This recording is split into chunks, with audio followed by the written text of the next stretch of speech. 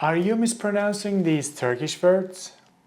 I know, Turkish pronunciation can be tricky sometimes. In today's lesson, I'm going to teach you 10 common Turkish words that many of my students pronounce incorrectly. My name is Can, I'm a native Turkish teacher and I have been teaching Turkish for many years with our programs. Now let's start with my favorite Turkish word. How do you pronounce this?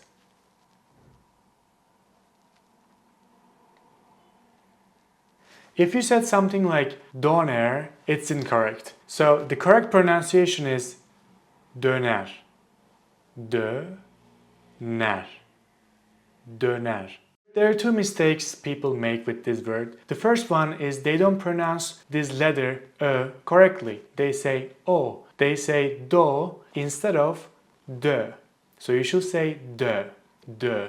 The second mistake they make is they stretch it out. So they say Döner instead of döner. So don't stretch it out, okay? Just keep it tight. Döner. Döner. Ben bir tane tavuk döner artı ayran alıyorum. Ben bir tane tavuk döner artı ayran alıyorum. Now the next word is this. How do you pronounce it? The most common mistake people make with this word is they kind of eat the syllables of this word. So they pronounce it as teşekkürler, teşekkürler, teşekkürler. They smush it all together. And I know you're used to doing that in English, but let me show you how to pronounce it correctly. Teşekkürler. Teşekkürler. Teşekkürler. Çayma içer misin? Teşekkürler. Çayma içer misin? Teşekkürler. Number 3. This is a very common but difficult Turkish word that almost everyone struggles with. How do you pronounce it?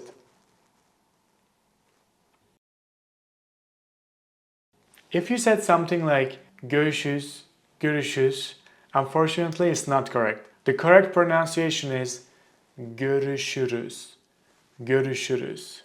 Again, the biggest mistake people make with this one is they don't pronounce the syllables. They think like English. For example, in English, you see this word, right? How do you pronounce it? You don't say knight, knikti, something like that, right? You say night. But don't forget, Turkish is a phonetic language. There are some exceptions, of course, and I'm going to show you some of them. But you read what you see in Turkish. Now let's practice. I want you to repeat after me. Gö. R. R. Ş.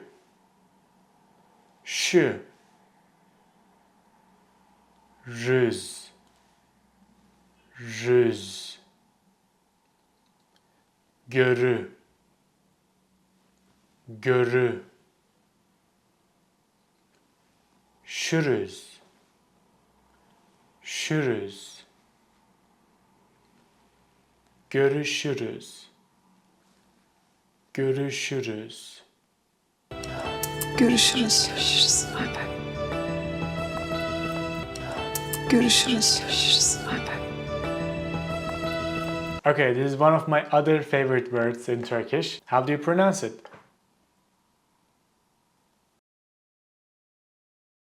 So I hear a lot of people pronounce this as Türkiye or Türkiye. The correct pronunciation is Türkiye. Türkiye. Türkiye. Slowly. Türkiye. Türkiye. Keep it sharp, keep it short. Don't stretch it out. Türkiye. Türkiye. İnanamıyorum ya. Bizim öğrendiklerimiz yetmedi. Şimdi bütün Türkiye öğrendi. İnanamıyorum ya. Bizim öğrendiklerimiz yetmedi. Şimdi bütün Türkiye öğrendi. So this next word means not in Turkish. And it's a bit tricky. I'll tell you why, but try to pronounce it first. If you said something like değil or değil, it's incorrect. So this is one of the exception words that I mentioned before. Turkish is mostly phonetic. You read what you see, but for this word, you read it, you pronounce it as değil. Değil. Değil. Değil. Well, let's continue with one of the most beautiful cities in the world. How do you pronounce this? People usually say Istanbul, or Istanbul. Again, they stretch the syllables and they put so much stress in the last syllable. It's just you should pronounce it as Istanbul. Istanbul. Let's do it slowly.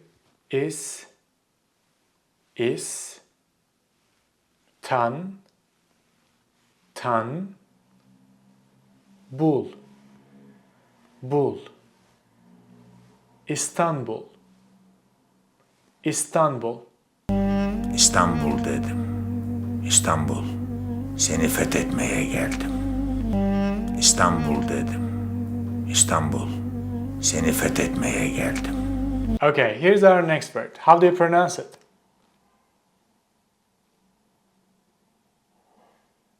If you said something like Kağıt, it's incorrect. I'm not blaming you for this one because even Turkish people can't pronounce it correctly sometimes. There are literally hundreds of videos on YouTube teaching Turkish people how to pronounce this word correctly. The correct pronunciation is Kağıt. Kağıt. Kağıt. The reason it's tricky is because in Turkish there are technically two versions of the letter A. One is the regular A and the other one is the şapkalı A, which literally means A with a hat. Here's the difference between regular A and şapkalı A, the A with hat. This is with the regular A, Ka. And now with the şapkalı A, Ka. Ka. Ka. Ka. So this A with hat used to be written in Turkish words, so you could clearly see when to use it. But today it's been dropped from modern writing, which means that you just need to know. For certain exceptions, you just have to know. You just have to keep in mind when to use it. Now I'll help you pronounce it correctly, and I have a little trick. I want you to say ke. Repeat after me. Ke. Ke. Ke. Now let's add A. Kea. Say it after me. Kea, Kea, Kea. Now let's add it at the end. Kea it.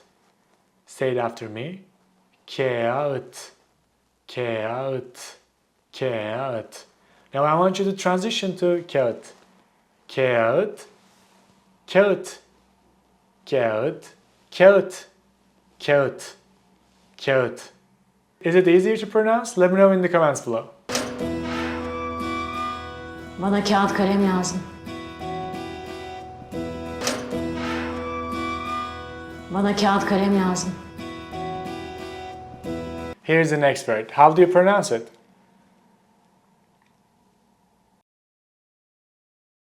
Maybe you pronounce it like you pronounce it in English. Maybe you said yogurt. But in Turkish, we pronounce it as yoğurt.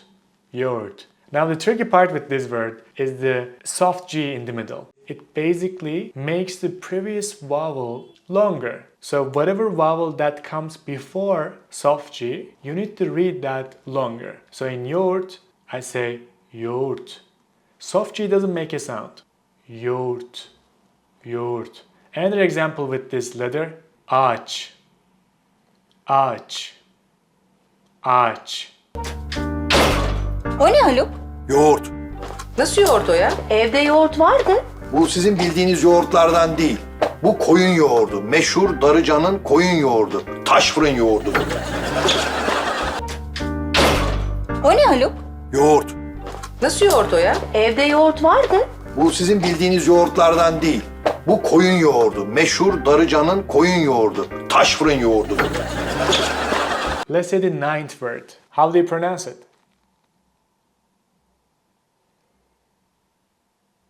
Now the difficult part with this word is the double U's. If you said something like Büyük, Büyük, it's wrong. It should be pronounced as Büyük, Büyük, Büyük.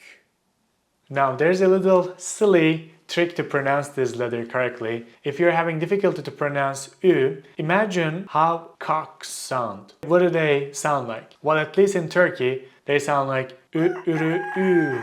Ü, ürü, ü. So you can remember how to pronounce this letter from that sound. En büyük o mu? Mehmet Karahan. En büyük o mu bilmiyorum ama Çok büyük. En büyük o mu? Mehmet Karahan. En büyük o mu bilmiyorum ama çok büyük. And our last word is very similar to the previous word, which is this. How do you pronounce it?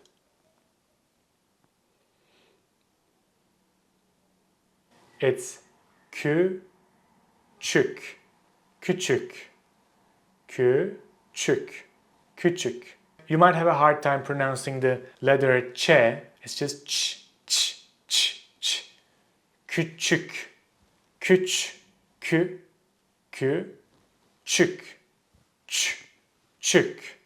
Küçük. Sen ne yapıyorsun abi arabada? Abi tansiyonum çok fena. Küçük çok küçük, büyük çok büyük.